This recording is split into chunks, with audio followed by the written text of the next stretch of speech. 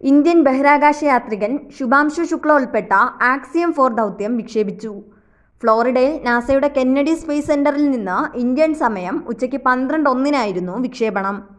യുഎസിനെ കൂടാതെ Hungary, Poland എന്നിവിടങ്ങളിൽ നിന്നുള്ള ബഹിരാകാശ യാത്രികരുമുണ്ട്. വ്യാഴാഴ്ച ഇന്ത്യൻ സമയം വൈകിട്ട് 4:30-ന് രാജ്യാന്തര ബഹിരാകാശ നിലയത്തിലെത്തും.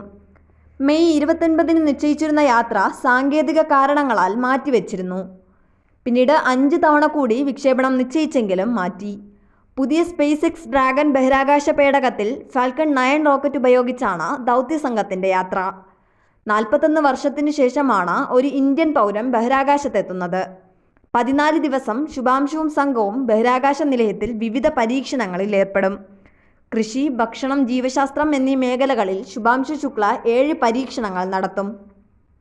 ദൗത്യത്തിന് നേതൃത്വം നൽകുന്നത് മുൻ നാസ ബഹിരാകാശ യാത്രികയും ആക്സിയം സ്പേസിലെ ഹ്യൂമൻ സ്പേസ് മിഷൻ ഡയറക്ടറുമായ പെഗി വിറ്റ്സൺ ആണ്. ന്യൂസ് ഡെസ്ക്, വിസ്മയ ന്യൂസ്.